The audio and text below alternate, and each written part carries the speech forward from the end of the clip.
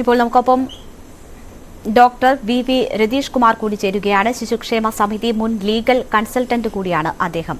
ശ്രീ രതീഷ് കുമാർ, ഇവിടെ ഇപ്പോൾ നമ്മൾ അതിഥി തൊഴിലാളികളായി എത്തുന്നവരെ, ഇതര സംസ്ഥാന തൊഴിലാളികളായിരുന്നു കുറച്ചുനാൾ മുൻപ് വരെ, അവരെ നമ്മൾ ആ നിലയിൽ അകറ്റി നിർത്തേണ്ട എന്ന് കരുതിയാണ് അതിഥി തൊഴിലാളികൾ എന്നവരെ വിളിക്കുന്നത് മാറ്റി. പക്ഷേ ആ വിളി മാറ്റിയതുകൊണ്ട് മാത്രം എന്തെങ്കിലും കാര്യമുണ്ടോ?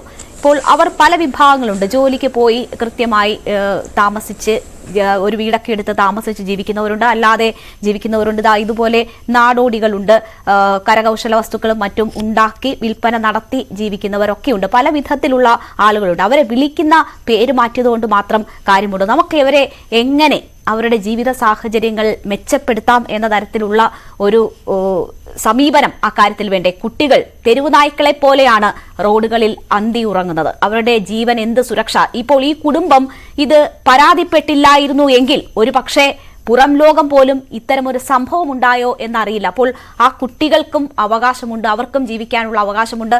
അതിന് നേരെ കണ്ണടയ്ക്കുകയല്ലേ നമ്മൾ യഥാർത്ഥത്തിൽ ചെയ്തത്? തീർച്ചയായിട്ടും ഇതിൻ്റെ അകത്ത് നമ്മൾ പ്രധാനമായി നോക്കേണ്ട ഒരു വിഷയം, കാരണം നമ്മുടെ ജുവനൈൽ ജസ്റ്റിസ് ആക്ട് 2015. രതീഷ്, ഞാൻ ഒന്ന് ഇടപെടുകയാണ്. ഇപ്പോൾ നമുക്ക് കിട്ടുന്ന ഒരു വിവരം, ഒരു പ്രദേശവാസിയുടെ ഒരു പ്രതികരണമാണ്, പോലീസിന്റെ പ്രതികരണം പുതുതായി കിട്ടുകയാണ്. ഈ കുട്ടി ആരോ അവിടെ കൊണ്ട് കിടത്തിയിട്ട് പോയതാണ് എന്ന് പോലീസ് പറയുകയാണ്. അത് കണ്ടിട്ട് തിരിച്ചെത്താം.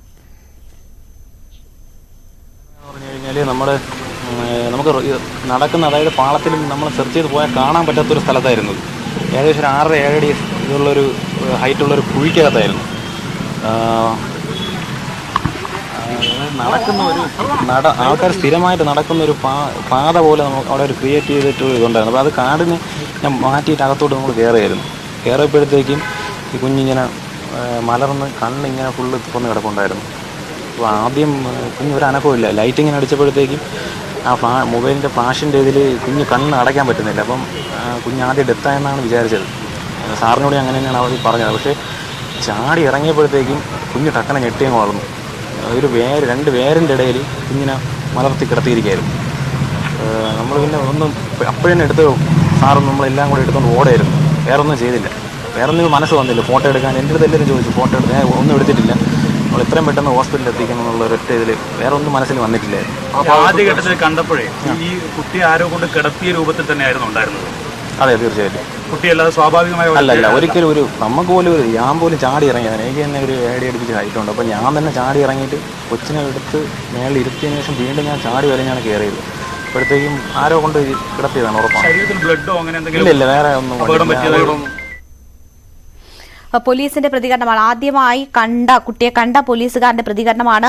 മണ്ണന്തല പോലീസ് സ്റ്റേഷനിലെ ഉദ്യോഗസ്ഥൻ ജനോഷാണ് നമ്മളോട് സംസാരിച്ചത്. കുട്ടിയെ കിട്ടിയത് ടെന്റിന് 1/2 കിലോമീറ്റർ അകലെ ഉള്ള ഓടയാണ്. അതൊരു കുഴിയാണ്, ആഴമുള്ള ഒരു കുഴിയാണ്. അവിടെ ആരെങ്കിലും കുട്ടിയെ ഉപേക്ഷിച്ച് കടന്നിരിക്കാമെന്ന് തന്നെയാണ് പോലീസ് പറയുന്നത്.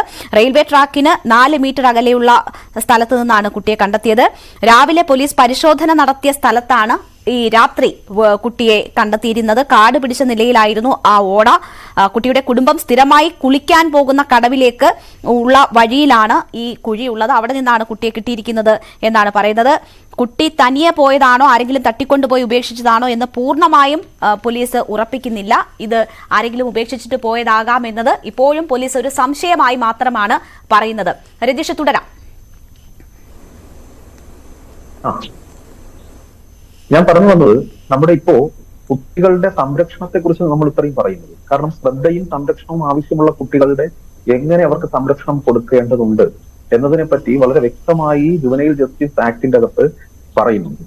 അപ്പൊ അതേ രീതിയിൽ തന്നെയാണ് ഇവിടെ നമുക്കൊരു കാര്യം ഇതിന്റെ അകത്ത് ഈ ആലുവ കേസും പിന്നെ അതുപോലെ തന്നെ നമ്മുടെ ഓയൂരിലുള്ള കേസുകളും നമുക്ക് പരിശോധിച്ചു കഴിഞ്ഞാൽ വളരെ വ്യത്യസ്തമാണ് കേസുകൾ. പക്ഷേ ഇവിടെ നാടോടി സ്ത്രീ എന്ന് പറയുമ്പോൾ നാടോടികളായി വരുന്നവർ സ്ഥിരമായി ഒരു സ്ഥലത്ത് നിൽക്കുന്നവരല്ല. പക്ഷെ അവരുടെ കുട്ടികൾ എന്ന് പറയുന്നത് ശ്രദ്ധയും സംരക്ഷണവും ആവശ്യമുള്ള കുട്ടികൾ. അതിൽ തന്നെ ആ ആക്ടിന്റെ അകത്ത് തന്നെ പറയുന്നത് വീടോ താമസ സ്ഥലമോ ഇല്ലാതെയും ഉപജീവനത്തിന് പറയത്തക്ക ഒരു മാർഗവും ഇല്ലാതെയും കാണപ്പെടുന്നതായിട്ടുള്ള ആ കുട്ടികൾക്ക് ഒരു സംരക്ഷണം. അപ്പൊ ഞാൻ അതിൽ ഒന്ന് സൂചിപ്പിക്കാനുള്ളത്, നമ്മുടെ സംസ്ഥാന സർക്കാരിന് കൃത്യമായ ഷെൽട്ടർ ഹോമുകളുണ്ട്. പിന്നെ അതുപോലെ തന്നെ പ്രവർത്തിക്കുന്ന സ്ഥാപനങ്ങളും ഒരുപാട് സ്ഥാപനങ്ങൾ സർക്കാരിന്റെ കീഴിൽ തന്നെ പ്രവർത്തിക്കും. അതിന്റെ ഒരു ഉദാഹരണം തന്നെയാണ് കേരള സംസ്ഥാന ശിശുക്ഷേമ സമിതി എന്ന് പറയുന്നത്. കേരള സംസ്ഥാന ശിശുക്ഷേമ സമിതി തൈക്കാട് പ്രവർത്തിക്കുന്ന ആ സ്ഥാപനത്തിൽ ഇത്തരം ശ്രദ്ധയും സംരക്ഷണവും ആവശ്യമുള്ള കുട്ടികൾക്ക് ആ ശ്രദ്ധയും സംരക്ഷണവും കൊടുക്കുന്നതിനോടൊപ്പം തന്നെ കുട്ടികളെ പോറ്റാൻ കഴിയില്ല എങ്കിൽ അത് അവിടെ ഏൽപ്പിച്ചു കഴിഞ്ഞാൽ ആ കുട്ടികളെ അഡോപ്റ്റ് ചെയ്ത് കൊണ്ടുപോകുന്നതിന് ഇപ്പോ 2022 അതും വളരെ സുതാര്യമാണ്, വളരെ എളുപ്പം അഡോപ്ഷൻ നടന്നു പോകുന്ന രീതിയിൽ വിദേശ രാജ്യങ്ങളിൽ വരെ അഡോപ്ഷൻ നടത്തിക്കൊണ്ടിരിക്കും. അപ്പൊ ഞാൻ പറഞ്ഞു വന്നത്, നാടോടി സ്ത്രീകൾ അവരുടെ കുട്ടികളെ നമ്മൾ ഒരു സ്ഥിരമായ ഒരു സംരക്ഷണം, അവർ എവിടെയാണോ താമസിക്കുന്നത് ആ മേഖലയിൽ നേരത്തെ ചർച്ചയിൽ സൂചിപ്പിച്ചത് കണ്ടു. കാരണം ഒരു സംരക്ഷണം അവർക്ക് കൊടുക്കേണ്ടതുണ്ട്.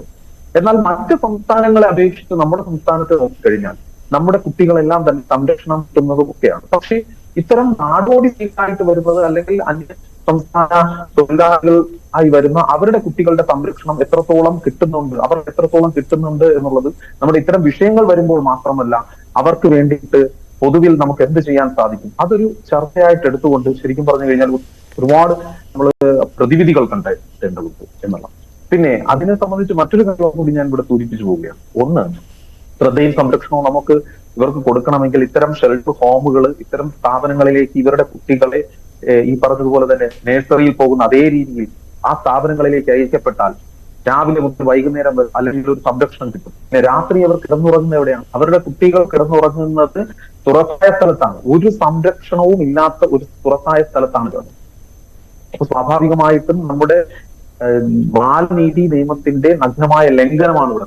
തീർച്ചയായും. എന്നാൽ മറ്റ് സംസ്ഥാനത്തിൽ നമ്മൾ നോക്കിക്കഴിഞ്ഞാൽ മറ്റു സംസ്ഥാനങ്ങളിലേക്ക് അവിടെയുള്ള കുട്ടികളേക്ക് ഞാൻ മറ്റ് പല സംസ്ഥാനങ്ങളിലൊക്കെ പോകുമ്പോൾ അവിടെയുള്ള ലോക്കൽ ട്രെയിനുകളിൽ ഉൾപ്പെടെ കുട്ടികളെ കൊണ്ടുവന്ന് അവരെ ജോലി ചെയ്യിപ്പിക്കുകയും പിന്നെ അവരെ ശിക്ഷ എടുപ്പിക്കുന്ന ഒരു സമയം.